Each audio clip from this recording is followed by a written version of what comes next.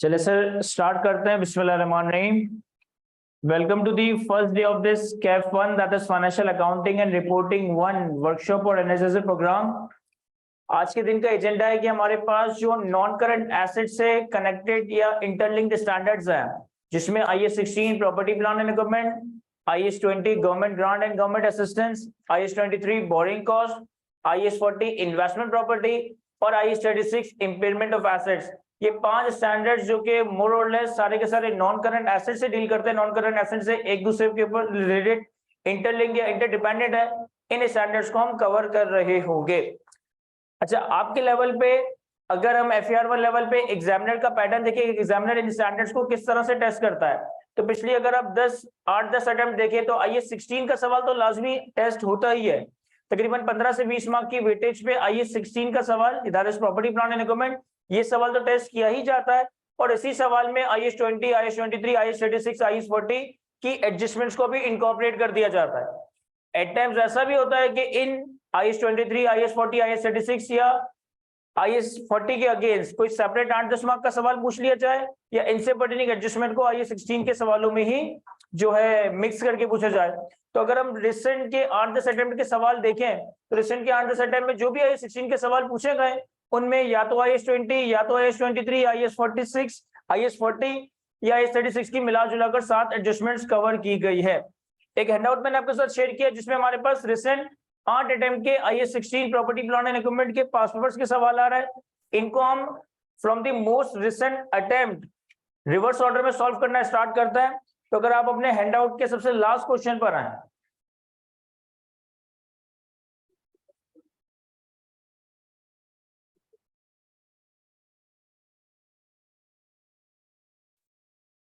अगर हम अपने हैंडआउट के सबसे लास्ट क्वेश्चन पर आए तो हमारे पास बिल्कुल रिसेंट अटेम्प्ट ऑटम 2022 की अटेम्प्ट का सवाल आ रहा है। ऑटम 2022 की अटेम्प्ट का क्वेश्चन नंबर 9 है। ये 20 मार्क की वेटेज है सवाल की, गुनु कैश लिमिटेड के नाम से। मिल गया हमें?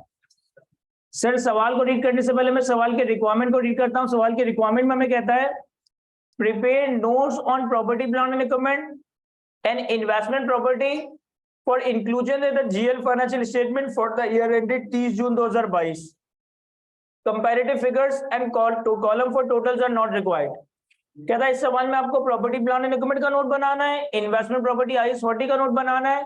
30 जून 2022 हमारा ईयर एंड है। कंपैरेटिव्स और टोटल के कॉलम की जरूरत नहीं है। अब सवाल को रीड करें तो सवाल में कहता है following information pertains to non current asset of गुनु cash limited GL.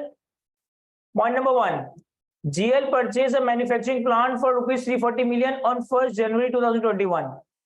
On that date, the plant had an estimated useful life and residual value of 13 years and 60 million respectively. The revalued amount and the residual value were as follow. 30 जून 2021 पे revalued amount है 304 और residual value है 54, और 30 June 2022 पे revalued amount है 315 और residual value है 44। देखिए हमारा जो करंट ईयर एंड है ना, वो हमारा करंट ईयर एंड है 30 जून 2022, यानी कि यहाँ पे कंपनी का अकाउंटिंग ईयर जुलाई टू जून चल रहा है। हमने 1 जनवरी 2021 पे एक प्लांट परचेज किया 340 मिलियन का, यानी कि लास्ट ईयर के मिड में, करंट ईयर में नहीं, लास्ट ईयर के मिड में हमने 1 जनवरी 21 पे एक प्लांट परचेज किया 340 मिलियन का। 13 साल की इसकी लाइफ और 60 मिलियन की रेजिडुअल वैल्यू थी। जब लास्ट ईयर का एंड आया, यानी कि 30 जून 2021, तो इस प्लांट की फेयर वैल्यू 304 मिलियन हो गई है और इस प्लांट की जो रेजिडुअल वैल्यू है ना, वो 60 मिलियन से चेंज होकर 54 मिलियन हो गई है। तो उसके बाद जब करंट ईयर का एंड आया 30 जून 2022, तो अब इस प्लांट की जो फेयर वैल्यू वो 315 मिलियन हो गई है और इस प्लांट की रेजिडुअल वैल्यू 54 से चेंज होकर 44 मिलियन हो गई है। यानी कि हर साल के आखिर में आपने करना क्या, हर साल के आखिर में एसेट को डेप्रिशिएट करेंगे considering the updated useful life, considering the updated residual value. यहाँ पे यूजफुल लाइफ को तो चेंज नहीं किया, लेकिन रेजिडुअल वैल्यू को चेंज किया है। और फिर डेप्रिशिएट करने के बाद हम अपने प्लांट को रीवैल्यू कर रहे होंगे। तो ये हमारा एक प्रॉपर्टी प्लान एंड इक्विपमेंट से पर्टेनिंग एडजस्टमेंट है। Point number 2, a warehouse owned by GL was given on rent on 1st January 2022. Previously the warehouse was in use of GL. कह रहे एक वेयरहाउस है जो कि कंपनी ओन करती है, ये हमने 1 जनवरी 2022 यानी कि करंट ईयर के मिड में रेंट पे दे दिया। इससे पहले ये वेयर हाउस हम खुद इस्तेमाल कर रहे थे, तो यहाँ पर एक रिक्लासिफिकेशन का कॉन्सेप्ट ट्रिगर हो रहा है कि पहले ये खुद इस्तेमाल किया जा रहा था, यानी कि ये प्रॉपर्टी प्लान एंड डॉक्यूमेंट था, अब इसको रेंट पे दे दिया, तो ये reclassification from IAS 16 to IAS 40 है। कहता है the warehouse was acquired by GL on 1 July 2019। ये हमने 1 जुलाई 2019 में तकरीबन मेरे ख्याल है 3 साल पहले एक्वायर किया था at a cost of 200 million and is been depreciated at 10% per annum और रिड्यूसिंग बैलेंस मेथड, और हम इसको 10% per annum reducing balance method से डेप्रिशिएट कर रहे थे। First fair value of the warehouse on the various date are as follow. जिस दिन आपने इसको IAS 16 से रिक्लासिफाई करके IAS 40 में लेके गए, दैट इज 1 जनवरी 2022, इस दिन इसकी फेयर वैल्यू 206 मिलियन है, और साल के आखिर में जो इसकी फेयर वैल्यू है 214 मिलियन है 30 जून 2022 में। कहता है rental earn for the year 30 June 2022 amounts to ₹10 million, out of which 6 million is still outstanding. कह रहा है 30 जून 2022 के साल में हमने इस प्रॉपर्टी से 10 मिलियन के रेंटल इनकम अर्न की, जिसमें से 6 मिलियन आउटस्टैंडिंग है, यानी कि रिसीवेबल है अभी भी। तो पॉइंट नंबर 2 एडजस्टमेंट में साल के शुरू के 6 महीने ये IAS 16 का प्रॉपर्टी प्लान एंड डॉक्यूमेंट है, और बाकी साल के अगले 6 महीने में ये हमारी इन्वेस्टमेंट प्रॉपर्टी है।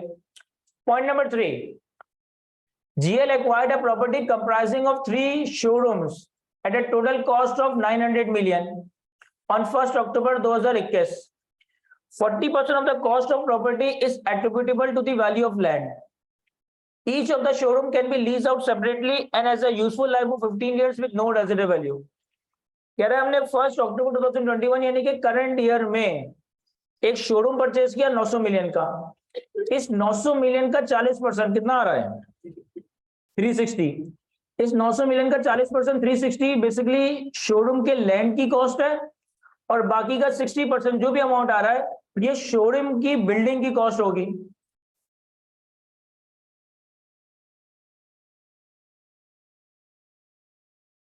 सर इस शोरूम को, ये जो 3 शोरूम्स है, इन तीनों शोरूम्स को सेपरेटली सेल या लीज आउट किया जा सकता है, और 15 साल की इसकी यूजफुल लाइफ है with no residual value.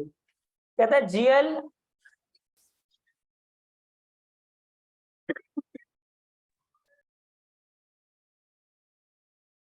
GL is using one of its showroom for its own product while other showrooms were held to be leased out.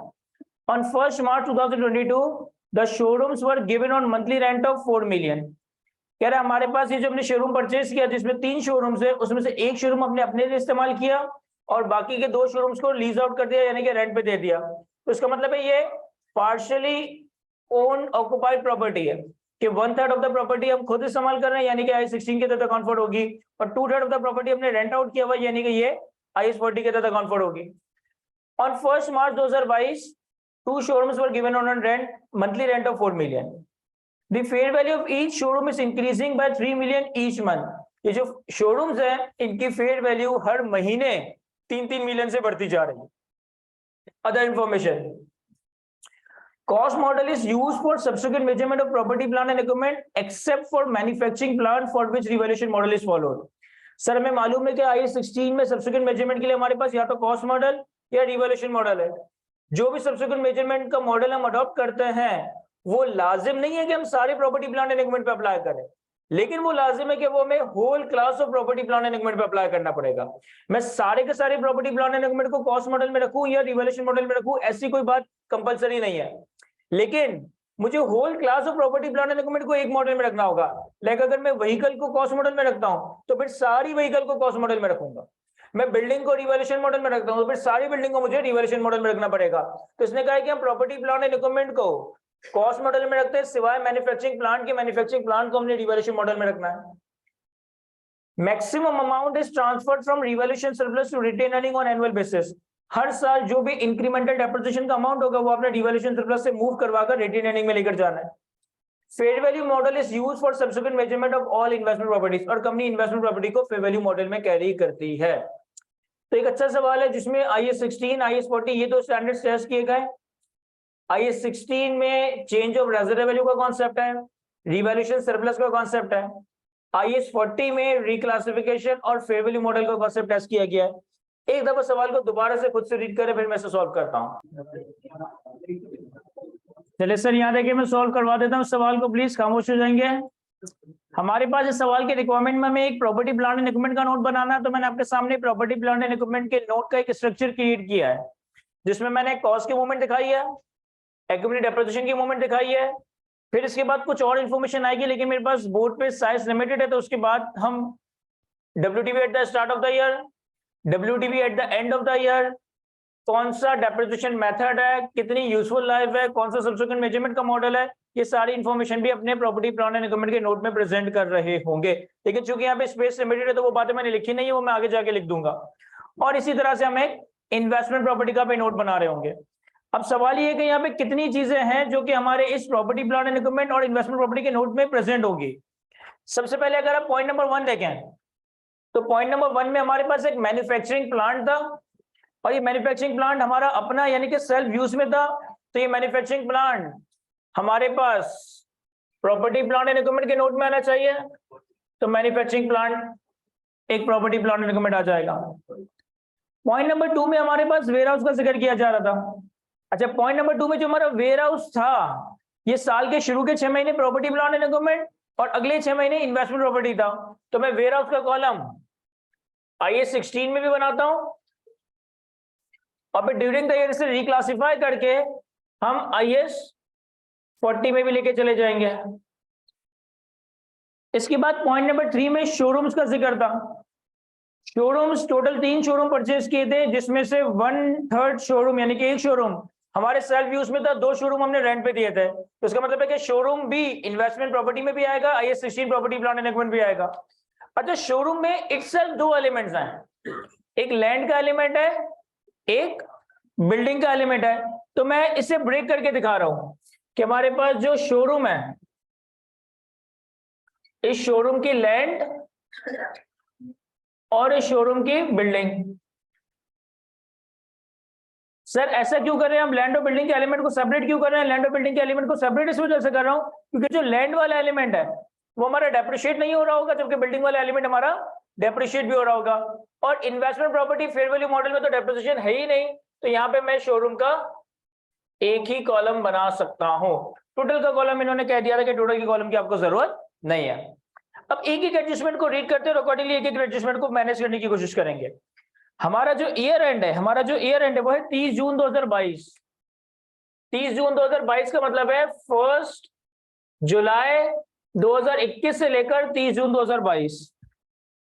कहता है हमने एक मैन्युफैक्चरिंग प्लांट खरीदा 340 मिलियन का। On that date the plant had an estimated useful life of 13 years and residual value of 16 million respectively. The plant, the revalued amount and the residual value are as follow. 30 जून 21 और 30 June 22 पे हमें इसकी residual value और revalued amount दी हुई है। Sir हमें current year का note बनाना है, यानी कि 1 जुलाई 21 से लेकर 30 जून 22, और ये खरीदा हमने 1 जनवरी 21 यानी कि लास्ट ईयर के मिड में। तो मैं एक सेपरेटली इसकी वर्किंग या मूवमेंट शो करने की कोशिश करता हूं। यहां देखें सर, हम ये वर्किंग बना रहे हैं मैन्युफैक्चरिंग प्लांट से पर्टेनिंग।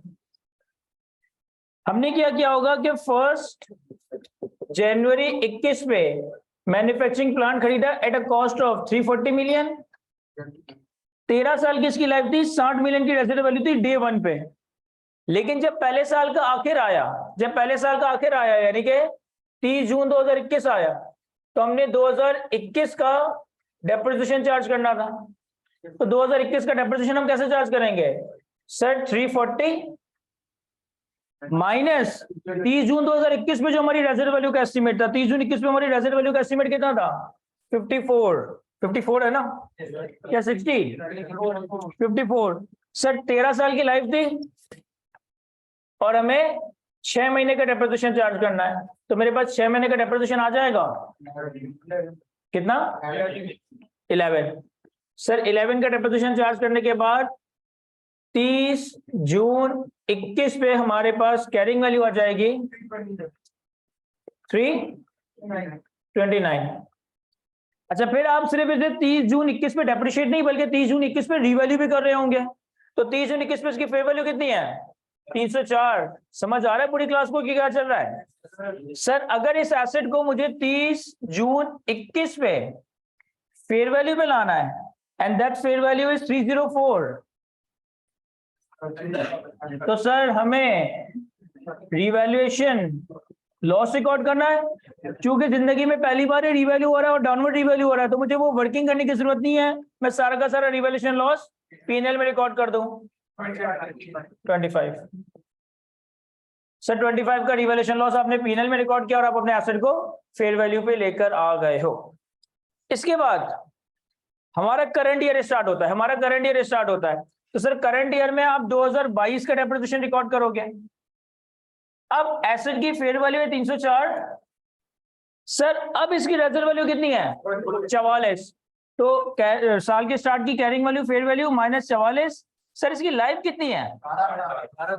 सर इसकी लाइफ 12 साल नहीं 12.5 साल है, क्योंकि 13 साल में से 6 महीने गुजर गए, तो 12.5।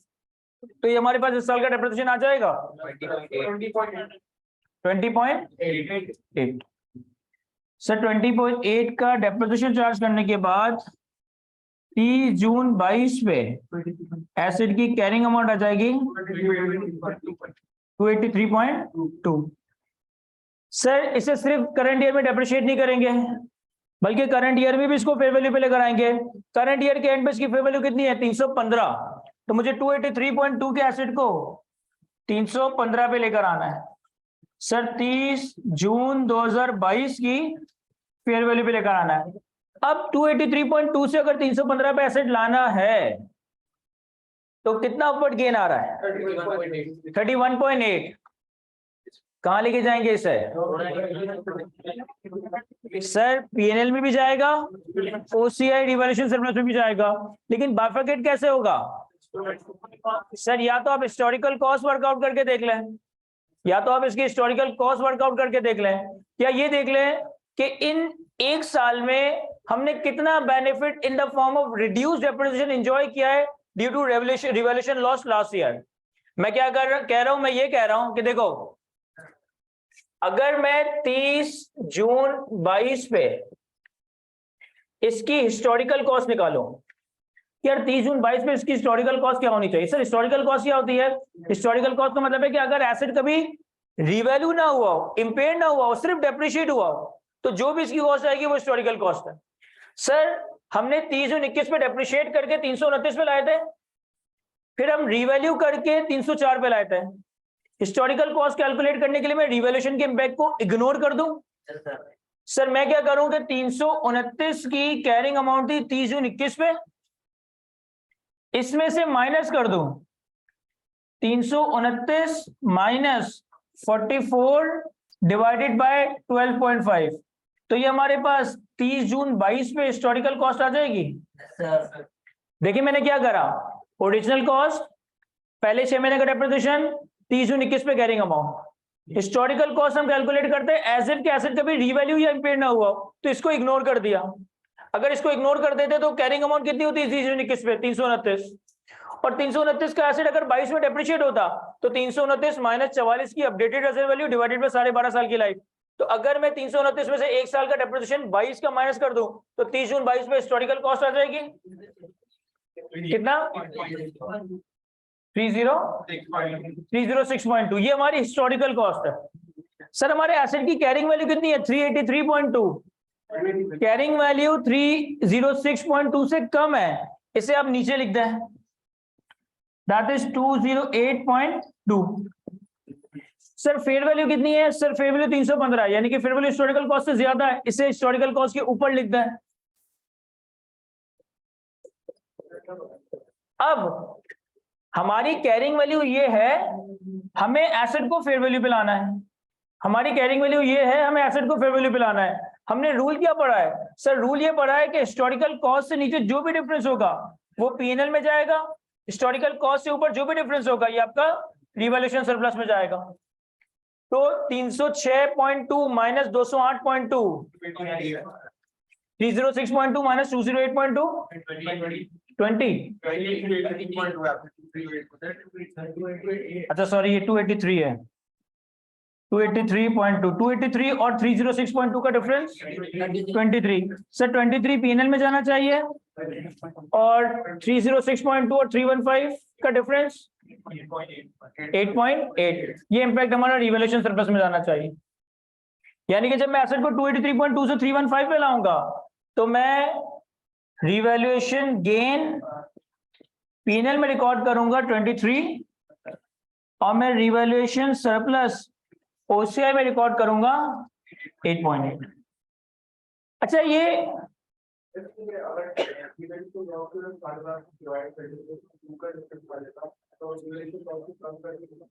यस सर, ये वाला काम आप इस तरह भी कर सकते हो। यहां देखें, ये वाला काम आप इस तरह भी कैलकुलेट कर सकते हो। उसका एक ऑल्टरनेट वे भी है कि 30 जून 21 पे 30 जून 21 पे हमने रिवैल्यूएशन लॉस पीएनएल में कितना रिकॉर्ड किया था सर? 25। 30 जून 21 पे हमने रिवैल्यूएशन लॉस पीएनएल में कितना रिकॉर्ड किया था? 25। अब ये 25 का जो रिवैल्यूएशन लॉस तुमने 30 जून 21 में रिकॉर्ड किया है, इसका benefit in the form of reduced depreciation आने वाले 12.5 सालों में मिलेगा। भाई अगर आज तुमने 25 से एसेट को डाउनवर्ड रिवैल्यू करके रिवैल्यूएशन लॉस रिकॉर्ड कर लिया तो इसका मतलब है फ्यूचर ईयर्स की डेप्रिसिएशन कम हो जाएगी। और फ्यूचर ईयर्स की डेप्रिसिएशन कितने सालों के लिए कम होगी? 12.5 सालों के लिए। तो अगले साल में जब मैंने इसको डेप्रिशिएट किया तो मैंने 1 साल के रिड्यूस डेप्रिसिएशन का बेनिफिट एंजॉय कर लिया। तो अगर मैं सेविंग इन डेप्रिसिएशन, ये कैसे कैलकुलेट होगा सर? 25 डिवाइडेड बाय 12.5 कर दें 2, तो हमारे पास अनडेप्रिशिएटेड रिवैल्यूएशन लॉस 23 आ जाएगा। सर ये आपने क्या काम करा है? सर ये मैंने काम ये करा है कि अगर ये एसेट रिवैल्यू ना होता तो कितना डेप्रिसिएशन आता, और चूंकि ये एसेट रिवैल्यू हो गया तो कितना डेप्रिसिएशन कम आया, हमें डेप्रिसिएशन में सेविंग कितनी हुई। सर थोड़ा आसान अल्फाज में बताएं। यहां देखो, अगर ये एसेट रिवैल्यू ना होता तो इस पर डेप्रिसिएशन ये कैलकुलेट होता, ये जो ब्रैकेट में लिखा है, जरा ये ब्रैकेट, सिर्फ ब्रैकेट को सॉल्व करो। 22.8। सर अगर ये रिवैल्यू ना हुआ होता तो 22.8 का डेप्रिसिएशन आता। चूंकि डाउनवर्ड रिवैल्यू हुआ तो डेप्रिसिएशन कितना आया है? 20.8। तो हमें 2 रुपए की सेविंग हुई है ना डेप्रिसिएशन में। तो वो 2 रुपए की डेप्रिसिएशन सेविंग्स में एक्चुअल डेप्रिसिएशन और एज इफ डेप्रिसिएशन का डिफरेंस लूं, या रिवैल्यूएशन लॉस को रिमेनिंग लाइफ पे एलोकेट कर दूं, या इस पैटर्न के थ्रू वर्किंग बनाओ, एनी हाउ पीएनएल में जो इंपैक्ट एडजस्ट होना है वो हमारा 23 का ही हो रहा होगा। और बाकी इंपैक्ट पर हमने रिवैल्यूएशन सरप्लस में प्लॉट कर दिया। क्या ये बात समझ आती है हमें? क्लियर है सर? अब इसे नोट में प्लॉट करना है, लेकिन नोट में प्लॉट करने के लिए इसने हमें ये नहीं बताया कि ये ग्रॉस रिप्लेसमेंट मेथड है या नेट रिप्लेसमेंट मेथड है। याद है ऐसी कोई टर्म आपने पढ़ी थी I-16 में? नेट रिप्लेसमेंट मेथड में हम क्या करते थे कि जब भी एसेट रिवैल्यू होता था उससे पहले सारा का सारा एक्यूमुलेटेड डेप्रिसिएशन खत्म कर देते थे। और ग्रॉस रिप्लेसमेंट मेथड में हम क्या करते थे कि जब जब एसेट रिवैल्यू होता था हम कॉस्ट और एक्यूमुलेटेड डेप्रिसिएशन को प्रोपोर्शनेटली इंक्रीज या डिक्रीज करते थे।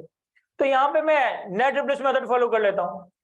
अब मैं 30 जून 2022 पे सवाल बना रहा हूँ, नोट बना रहा हूँ, जो कि हमारा साल स्टार्ट होगा 1 जुलाई 21, एंड होगा 30 जून 22 पे।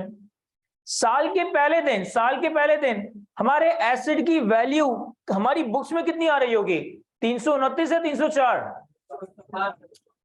साल के पहले दिन हमारी बुक्स में हमारी एसेट कितने पे आ रहा होगा? 329 या 304? सर 304।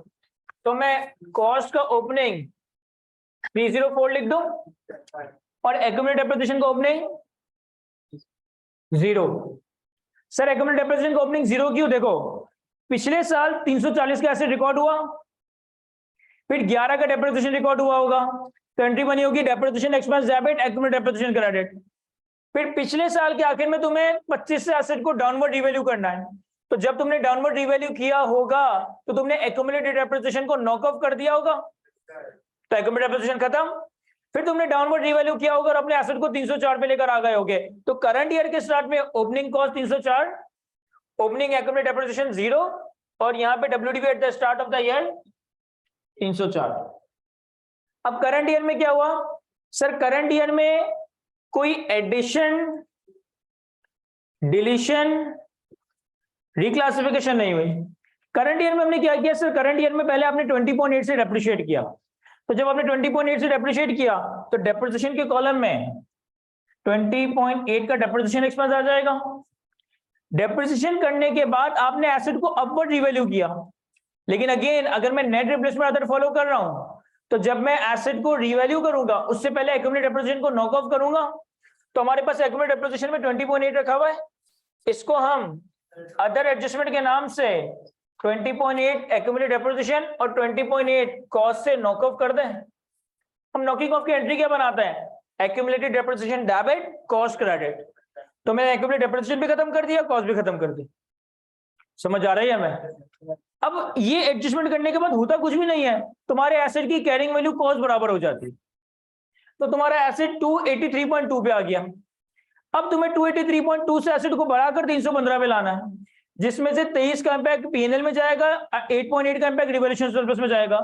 तो मैं यार रिवैल्यूएशन सरप्लस में भी दो इससे ब्रेक कर देता हूं, एक पीएनएल एक रिवैल्यूएशन सरप्लस। सर पीएनएल में जाएगा 23 और रिवैल्यूएशन सरप्लस में जाएगा 8.8 और एक्यूमुलेटेड डेप्रिसिएशन का क्लोजिंग कितना आएगा 0, क्योंकि 20 से डेप्रिसिएशन रिकॉर्ड किया उतना ही नॉक ऑफ कर दिया तो ये 0 हो गया। अब अगर मैंने सही किया है ना तो मेरी क्लोजिंग कॉस्ट वही बननी चाहिए जो एसेट की फेयर वैल्यू आ रही है। अगर तो मैंने प्लॉटिंग सही की है तो क्लोजिंग कॉस्ट वही बननी चाहिए जो मेरी एसेट की फेयर वैल्यू आ रही है। क्या ये 315 आ रहा है? yes. क्या ये समझ आता है मैं या नहीं?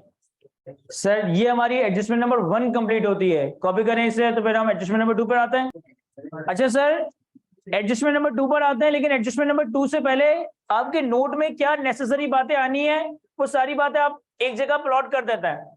देखिए हम एक कॉस्ट की मूवमेंट बनाएंगे, हम एक एक्यूमुलेटेड डेप्रिसिएशन की मूवमेंट बनाएंगे, इसके बाद WDV at the start of the year, मेरे पास स्पेस नहीं है लेकिन मैं वो लिखूंगा WDV at the end of the year. फिर हर एसेट के हवाले से 3 बातें बतानी है, सब्सिक्वेंट मेजरमेंट मॉडल या तो कॉस्ट या रिवैल्यूएशन, मेथड ऑफ डेप्रिसिएशन या स्ट्रेट लाइन या reducing balance method, and rate या useful life, rate of depreciation या यूजफुल लाइफ। मेरे पास अभी स्पेस नहीं है तो वो बातें मैं इसके बाद जब ये कंप्लीट हो जाएगा तो मिटा के लिख दूंगा। उसके बाद अगर आपने कोई एसेट रिवैल्यूएशन मॉडल में रखा है E16 में, अगर आपने कोई एसेट रिवैल्यूएशन मॉडल में रखा है IE16 में, तो ये 2 आपको नैरेटिव डिस्क्लोजर देने की जरूरत है। कोई इसे नोट नंबर 16.1 कर देता है। एक तो हम ये बताते हैं the last revaluation was performed on 30th June 2022 by independent firm of valuers या valuers कर दें। जब हम पुराने सवाल देखेंगे तो उसमें एट टाइम्स वो हमें वैल्यूअर का नाम भी बता देता है कि भाई हमने प्रीमियर वैल्यूएशन कंपनी से वैल्यूएशन करवाई है, तो आप उसका नाम लिखते हैं। लेकिन ये बात जरूर लिखेंगे कि जो लास्ट रिवैल्यूएशन है वो आपने कब परफॉर्म करवाई और किससे परफॉर्म करवाई। तो हमने बस ये लिख दिया कि the last revaluation was performed on 30 June 2022 by an independent firm of valuer. अगर उसका नाम होता तो मैं उसका नाम लिख देता। और एक और इंपॉर्टेंट बात आपने लिखनी है, had revaluation not been made, अगर ये रिवॉल्यूशन ना हुई होती, अगर ये रिवॉल्यूशन ना हुई होती, the carrying amount of the plant would have been rupees. कितनी होगी ये कैरिंग अमाउंट? अगर ये एसेट रिवैल्यू ना हुआ होता तो 30 जून 22 में इसकी ये कैरिंग वैल्यू होती। कितनी? वो डेटा कहीं कैलकुलेट किया हमने sir 306.2, that is our historical cost. कि हमें एक नोट में ये बताना है कि अगर ये एसेट रिवैल्यू ना होता तो ये इस कैरिंग अमाउंट पे होता, और उसको हम क्या नाम देते हैं कॉन्सेप्चुअली, उसे हम नाम देते हैं हिस्टोरिकल कॉस्ट का। तो इसे भी हम कंप्लीट करेंगे लेकिन मेरे पास स्पेस नहीं है, ये 2 चीजें थ्योरेटिकल फॉर्म में आ जाएगी। इसके बाद एडजस्टमेंट नंबर 2 पर आता है। एडजस्टमेंट नंबर 2 में कहता है कि हमने एक वेयरहाउस 1 जनवरी 2022 साल के मिड में रेंट पे दिया। ये वेयरहाउस प्रीवियसली हमारे यूज में था, यानी कि ये वेयरहाउस साल के शुरू के 6 महीने IS16 property plant and equipment है, अगले साल के 6 महीने ये इन्वेस्टमेंट प्रॉपर्टी है। फिर कहता है ये वेयरहाउस जो है ना हमने 1 जुलाई 19 में खरीदा था 200 मिलियन का, और इसको 10% रिड्यूसिंग बैलेंस मेथड से डेप्रिशिएट कर रहे थे, और 1 जनवरी 22 और 30 जून 22 पे इसकी फेयर वैल्यू 206 और 214 मिलियन है। और फिर आपसे कहता है कि हमने 30 जून 2022 में इससे 10 मिलियन की रेंटल इनकम अर्न की, जिसमें से 6 मिलियन अभी भी आउटस्टैंडिंग है, यानी कि 6 मिलियन अभी भी रिसीवेबल है। अब यहां देखिए मैं वेयर हाउस की वर्किंग बनाता हूं, वर्किंग टू वेयर हाउस। ये वेयर हाउस ओरिजिनली हमारा प्रॉपर्टी प्लांट एंड इक्विपमेंट था, तो मैंने 1 जुलाई 19 पे इसकी कॉस्ट रिकॉर्ड की होगी 200 मिलियन।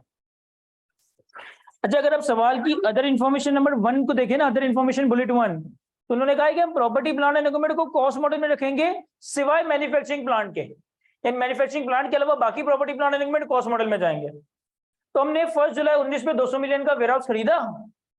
हमने 2020 का डेप्रिसिएशन रिकॉर्ड किया होगा 10% के हिसाब से 20, तो हमारा ये एसेट 30 जून 20 पे आ गया 180। फिर हमने 2021 का डेप्रिसिएशन रिकॉर्ड किया होगा at the rate of again 10% 18, तो हमारा एसेट 30 जून 21 पे आ गया 162। ये तो हमारे साल की शुरू की पोजीशन है। अब करंट ईयर के मिड में 1 जनवरी 2022 पे आपने इसको रिक्लासिफाई किया है, तो पहले इसे आपने 2022 में डेप्रिशिएट किया होगा for 6 month at the rate of reducing balance method 10%, 162 का 10% इंटू 6/12 8.1। तो हमारी कैरिंग अमाउंट 1 जनवरी 22 पे 153.9 ये आ गई होगी, ऐसा ही है। अब property plant and equipment cost model में है, आपने इसे लेके जाना है इन्वेस्टमेंट प्रॉपर्टी को। इन्वेस्टमेंट प्रॉपर्टी में वैल्यूएशन मेथड क्या है? Fair value method. जब आपका एसेट फेयर वैल्यू मेथड में हो इन्वेस्टमेंट प्रॉपर्टी और आपने रिक्लासिफाई करना हो, तो पहले हम इसे IAS 16 में ही रहते हुए रिवैल्यू करते हैं। पहले हम इसे IAS 16 में ही रहते हुए रिवैल्यू करते हैं, यानी कि मुझे 1 जनवरी 22 में इसको रिवैल्यू करना है। 1 जनवरी 22 पे इसकी फेयर वैल्यू कितनी है सर? 1 जनवरी 22 पे इसकी फेयर वैल्यू है 206। तो अगर मैं इस एसेट को 206 पे लाऊं, अब चूंकि इसकी जिंदगी में पहली बार रिवैल्यूएशन हो रही है, तो जो भी रिवैल्यूएशन का इंपैक्ट है वो रिवैल्यूएशन सरप्लस OCI में चला जाएगा। 1 जनवरी 2022 पे हमारा एसेट फेयर वैल्यू पे आ गया। अब यहां से लेकर यहां तक ये चल रहा था IAS 16, अब ये IAS 40 में जाएगा। तो 1 जनवरी 22 पे इसकी कैरिंग अमाउंट कितनी होगी? 206। ये कितना इंपैक्ट है? 52.1। Sir investment property fair value model में डेप्रिशिएट नहीं होगा, सिर्फ फेयर वैल्यू होगा। तो हमें 30 जून 22 पे इसको 214 की फेयर वैल्यू पे लाना है, तो हमारे पास फेयर वैल्यू गेन आ जाएगा 8 रुपए का। और ये फेयर वैल्यू गेन कहाँ रिकॉर्ड होगा? P&L। ये जो मैं वर्किंग बना रहा हूँ ये हमारी IAS 40 के लिए है। तो IAS 16 के नोट में मैं चीजें प्लॉट कर सकता हूँ अगर मेरे पास वर्किंग समझ आ रही है सबको? सर इसे नोट में प्लॉट करता है। यहां देखें sir, warehouse, sir cost कितनी आएगी ओपनिंग? सर कॉस्ट कितनी आएगी ओपनिंग? 162।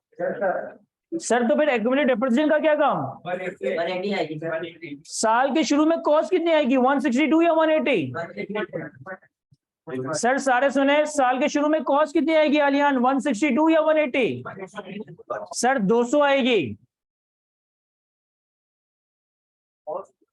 क्योंकि कॉस्ट की मूवमेंट है ना, तो कॉस्ट तो ओरिजिनल कॉस्ट ही आएगी ना। और एक्यूमुलेटेड डेप्रिसिएशन कितना आएगा ओपनिंग? सर 20 और 18 38, तो 200 - 38 तुम्हारे एसेट की साल के शुरू में कैरिंग वैल्यू 162 बनेगी ना। तो सर पिछले मैन्युफैक्चरिंग प्लांट में हमने ऐसा क्यों नहीं किया था? क्योंकि मैन्युफैक्चरिंग प्लांट में हम revolution model net replacement method को फॉलो कर रहे थे। नेट रिप्लेसमेंट मेथड में ये होता है कि जब जब एसिड रिवैल्यू होता है उसका एक्यूमुलेटेड डेप्रिसिएशन खत्म हो जाता है। लेकिन इसको तो मैंने कॉस्ट मॉडल में रखा हुआ है ना, और इसको मैंने कॉस्ट मॉडल में रखा हुआ है, तो कॉस्ट की ओपनिंग में पूरी कॉस्ट और एक्यूमुलेटेड डेप्रिसिएशन में साल के शुरू तक का एक्यूमुलेटेड डेप्रिसिएशन आ रहा होगा। क्या ये बात हजम होती है? मैं इसके बाद करंट ईयर में क्या हुआ? सर करंट ईयर में 8.1 का डेप्रिसिएशन रिकॉर्ड हुआ। करंट ईयर में 8.1 का डेप्रिसिएशन रिकॉर्ड हुआ, तो डेप्रिसिएशन एक्सपेंस 8.1। जब करंट ईयर में 8.1 का डेप्रिसिएशन रिकॉर्ड हुआ तो कैरिंग वैल्यू 153.9 बन गई।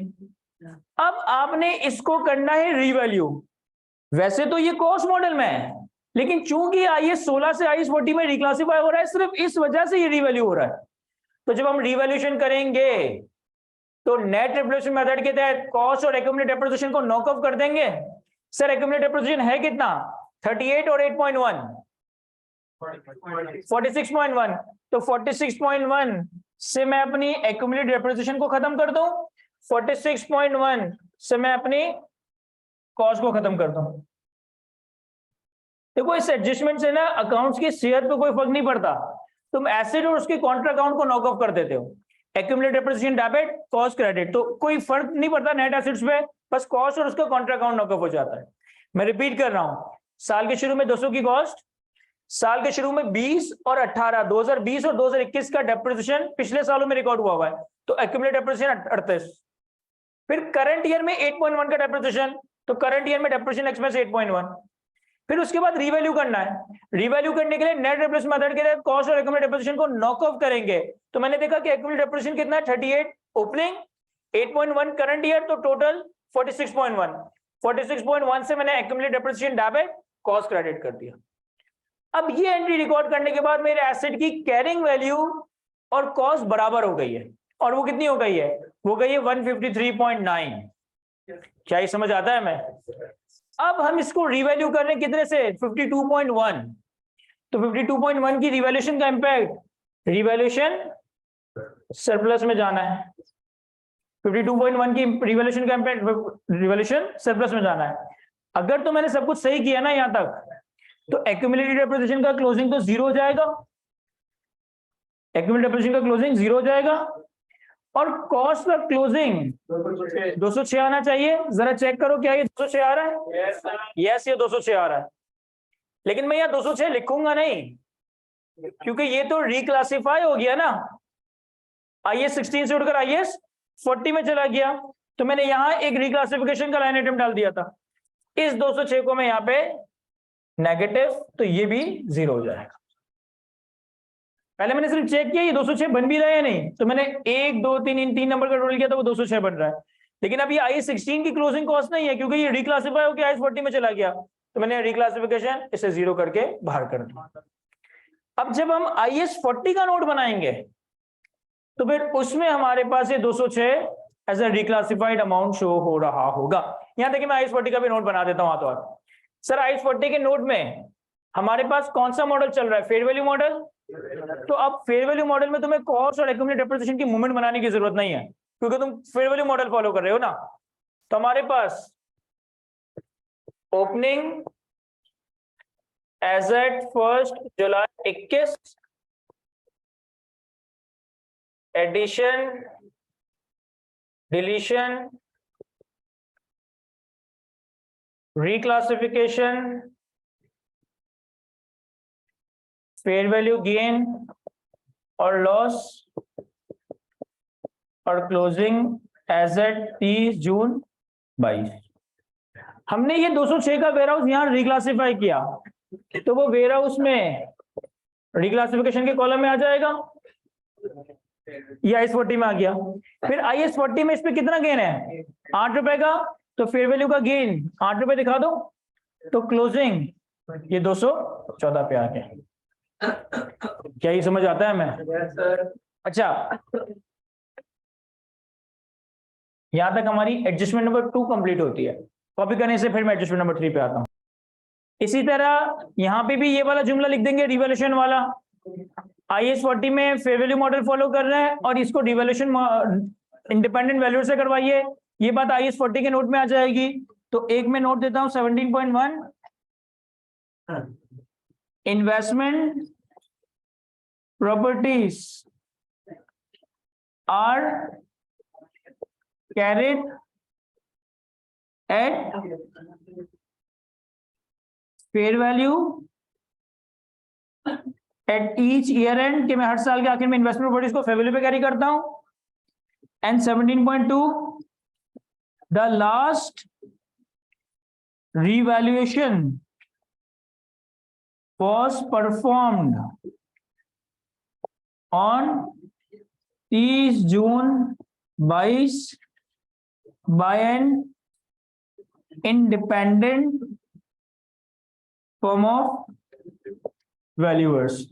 ये बस कुछ थ्योरेटिकली बातें आपने बतानी है कि हमने इसके फेयर वैल्यू मॉडल में रखा हुआ है और हम इसकी लास्ट रिवैल्यूएशन 30 जून 22 पे करवाई है। उस्मान पॉज करते हैं। चले सर एडजस्टमेंट नंबर 3 पर आते हैं। एडजस्टमेंट नंबर 3 में कहता है कि हमने 900 मिलियन के 3 शोरूम परचेज किए।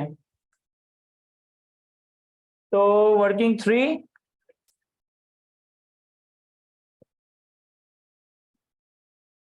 That is showrooms. सर थोड़ा सा कॉन्सेप्ट रिवीजन करवाऊं अगर मैं, हमने IS 40 के साथ ये कॉन्सेप्ट कवर किया है, that is partially own property, partially owner occupied property. कि अगर एक ओनर ऑक्युपाइड प्रॉपर्टी है जो कि पार्शियली एक ओनर के अपने सेल्फ यूज में है और पार्टली रेंट आउट की गई है, तो उस पर अकाउंटिंग ट्रीटमेंट क्या अप्लाई होगी? उस पर अकाउंटिंग ट्रीटमेंट अप्लाई करने से पहले आपने अपने आप से ये सवाल करना है कि ये जो प्रॉपर्टी का पार्शियली ओन हिस्सा ओनर के हिस्से में और प्रॉपर्टी का पार्शियल हिस्सा रेंट आउट किया गया है, क्या ये दोनों हिस्से सेपरेटली सेल या लीज आउट हो सकते हैं या नहीं? अगर एक प्रॉपर्टी का पार्शियल हिस्सा ओनर के सेल्फ यूज में है और पार्शियल हिस्सा उसने रेंट आउट किया हुआ है, तो क्या ये दोनों हिस्से सेपरेटली सेल या लीज आउट हो सकते हैं या नहीं? अगर तो ये हिस्से सेपरेटली सेल या लीज आउट हो सकते हैं, तो फिर जो हिस्सा ओनर की ऑक्यूपेशन में है उस पर IS 16 अप्लाई कर देंगे, जो हिस्सा रेंट आउट है उस पर IS 40 अप्लाई कर देंगे। और अगर ये दोनों हिस्से सेपरेटली सेल या लीज आउट ना हो सकते हो, तो फिर इस केस में आपने ये देखना है कि ओनर ऑक्युपाइड पोर्शन कितना है। अगर तो ओनर ऑक्युपाइड पोर्शन इनसिग्निफिकेंट है, अगर तो ओनर ऑक्युपाइड पोर्शन इनसिग्निफिकेंट है, तो आप पूरी प्रॉपर्टी के ऊपर IS 40 अप्लाई कर दोगे। और अगर ओनर ऑक्युपाइड पोर्शन इनसिग्निफिकेंट नहीं है, तो फिर आप पूरी प्रॉपर्टी के ऊपर IS 16 अप्लाई कर रहे होंगे। अगर पार्शियली ओन और पार्शियली रेंटेड आउट प्रॉपर्टी के ये हिस्से सेपरेटली या leased out under finance lease ना हो सके, तो फिर आपने ये करना है कि आपने ये देखना है कि हमारी ओनर की ऑक्यूपेशन में जो हिस्सा है क्या वो इनसिग्निफिकेंट है, क्या वो इनसिग्निफिकेंट नहीं है। अगर तो वो इनसिग्निफिकेंट है, पूरी प्रॉपर्टी पे IS 40 अप्लाई करते हैं, और अगर वो इनसिग्निफिकेंट नहीं है तो फिर हम पूरी प्रॉपर्टी के ऊपर IS 16 अप्लाई कर रहे होंगे। यहाँ पे ये जो 900 के 3 शोरूम है जिनकी कॉस्ट है 900, इन 3 शोरूम में से 2 शोरूम से हमने रेंट आउट किए, एक शोरूम हमारे अपने उसमें है, यूज में है, और इन्होंने कहा है The other showrooms were leased out, sorry, third point के पहले पैरा में each of the showroom can be leased out separately, यानी ये सेपरेबल है। तो मैं पहले तो क्या करूं कि सर 1/3 और 2/3, 1/3 आ जाएगा 300 और ये आ जाएगा 600, ठीक है। ये जाएगा IS 16 में, ये जाएगा IS 40 में। अच्छा, फिर कहता है थर्ड पॉइंट के पहले पैरा में कि 40% जो कॉस्ट है ना वो लैंड के अगेंस्ट है, 40% जो कॉस्ट है वो लैंड के अगेंस्ट है, यानी कि वो डेप्रिशिएट नहीं होगी।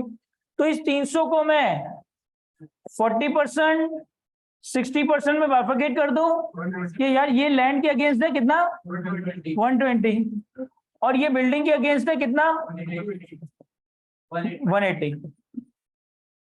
फिर इसकी लाइफ के बारे में कह रहा है has a useful life of 15 years with no residual value, यानी कि इस पोर्शन के अगेंस्ट आपको डेप्रिसिएशन कैलकुलेट करना पड़ेगा। कितना 180 minus no residual value divided by 15 साल की लाइफ। कब खरीदा है इसको? सर इसको खरीदा है 1 अक्टूबर पे, तो अक्टूबर नवंबर दिसंबर जनवरी फरवरी मार्च अप्रैल मई जून 9 मंथ्स। कितना 9। तो इसकी साल के आखिर में वैल्यू कितनी आ गई 171। क्या ये समझ आ रहा है हमें? क्योंकि 30 जून हमारा ईयर एंड है ना।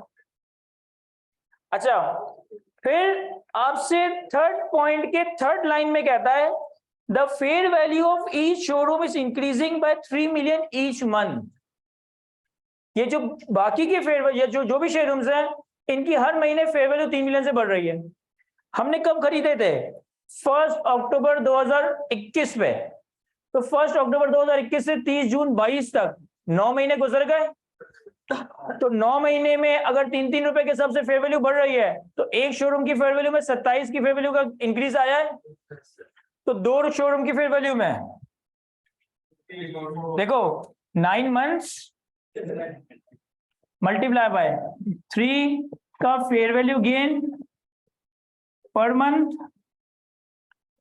और 2 शोरूम्स, ऐसा ही होगा ना। 9 महीने 3-3 वैल्यू से बढ़ रहे हैं और 2 शोरूम्स बढ़ रहे हैं, तो कितना आ रहा है 54।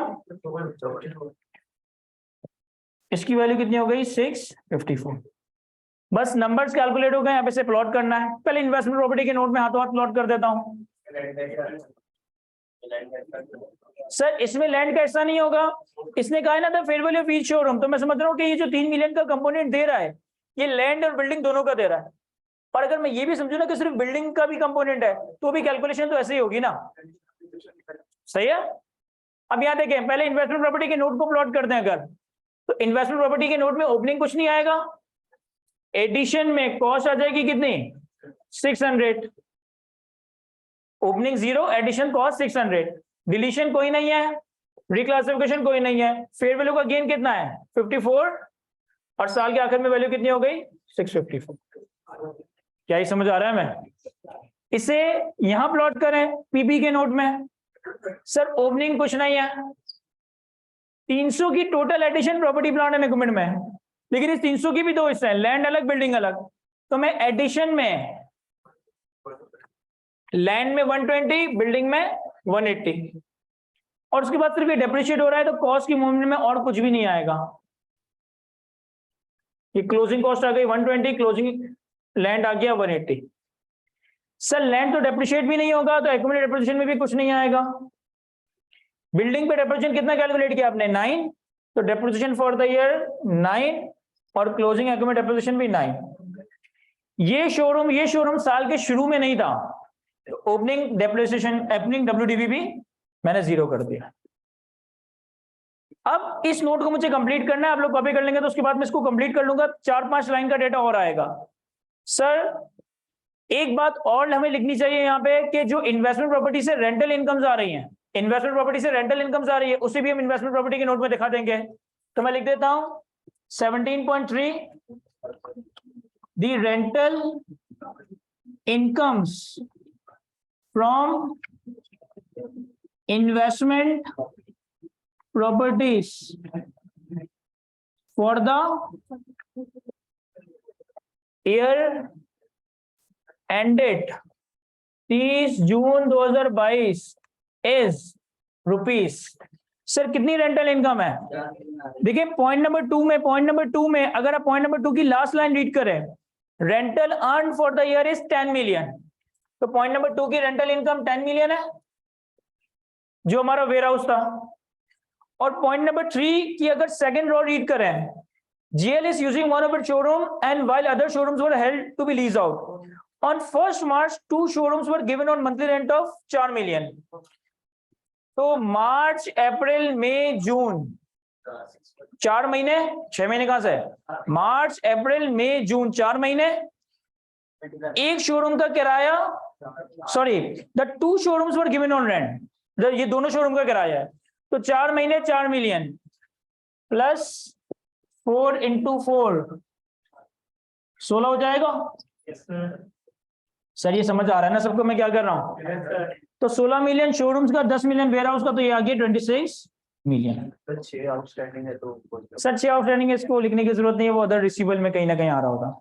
तो ये हमारा इन्वेस्टमेंट प्रॉपर्टी का नोट तो कंप्लीट हो गया है। इस नोट में मुझे कुछ और बातें लिखनी है, लेकिन आप लोग ये कॉपी कर लें तो फिर वो बातें लिख देता हूँ। सर यहाँ देखिए प्रॉपर्टी प्लांट एंड इक्विपमेंट के नोट को कंप्लीट करता है। तो प्रॉपर्टी प्लांट एंड इक्विपमेंट के नोट में हमने कॉस्ट की मूवमेंट, एक्यूमुलेटेड डेप्रिसिएशन की मूवमेंट और ओपनिंग डब्ल्यूडीवी प्रेजेंट की थी। इसके बाद हमारे पास आ जाएगा WDV at the end of year, कि साल के आखिर में कितनी डब्ल्यूडीवी है। अब साल के आखिर में डब्ल्यूडीवी कैसे निकलेगी? Closing cost minus closing accumulated depreciation. Vera plant का क्लोजिंग कॉस्ट में रखा ले 315 और एक्यूमुलेटेड डेप्रिसिएशन कितना है? 0। तो क्लोजिंग डब्ल्यूडीवी 315। वेयर हाउस की क्लोजिंग कॉस्ट और क्लोजिंग एक्यूमुलेटेड डेप्रिसिएशन सर 0, क्योंकि वेयर हाउस तो ड्यूरिंग द ईयर ट्रांसफर होकर आई 40 में चला गया था ना। लैंड की क्लोजिंग कॉस्ट और क्लोजिंग एक्यूमुलेटेड डेप्रिसिएशन 120 और बिल्डिंग की क्लोजिंग कॉस्ट और क्लोजिंग एक्यूमुलेटेड डेप्रिसिएशन 171। तो हमने क्लोजिंग डब्ल्यूडीवी प्रेजेंट कर देनी है। इसके बाद measurement model. Sir measurement model कौन सा है? सर प्लांट के केस में रिवैल्यूएशन मॉडल, बाकी सब कॉस्ट मॉडल। सर इसको तो आपने रिवैल्यू किया था। सर इसको मैंने सिर्फ इसलिए रिवैल्यू किया था क्योंकि ये रिक्लासिफाई हो रहा था, लेकिन बाय डिफॉल्ट वेयरहाउस का जो मेजरमेंट मॉडल है वो कॉस्ट मॉडल ही है। सिर्फ हमने प्लांट को, अगर आप पॉइंट नंबर अदर इंफॉर्मेशन का पॉइंट नंबर 1 देखें, cost model is used for the subsequent measurement of all property plant and equipment except for manufacturing plant for which revaluation model is used. इसके बाद method of depreciation. Sir manufacturing plant को हम straight line पे depreciate कर रहे थे, warehouse को हम रिड्यूसिंग बैलेंस मेथड पे डेप्रिशिएट कर रहे थे। लैंड तो डेप्रिशिएट ही नहीं होगा, तो नॉट एप्लीकेबल। और बिल्डिंग को भी, शोरूम की बिल्डिंग को भी हम स्ट्रेट लाइन पे डेप्रिशिएट कर रहे थे। इसके बाद यूजफुल लाइफ इन टोटल दिखा देता हूं और rate of depreciation. Sir manufacturing plant की टोटल यूजफुल लाइफ कितनी थी? 13 इयर्स। वेयर हाउस की यूजफुल लाइफ नहीं, हम इसको रिड्यूसिंग बैलेंस मेथड 10% पे डेप्रिशिएट कर रहे थे। लैंड की अगेन यूजफुल लाइफ इनडेफिनेट करते हैं या नॉट एप्लीकेबल लिख देता हूं। और जो शोरूम था इसकी यूजफुल लाइफ कितनी थी? 15 इयर्स। क्या ये समझ आता है? मैं तो यहां तक हमारे सवाल कंप्लीट होता है। कॉपी करें इसे तो फिर हम अगले सवाल पे आ जाते हैं।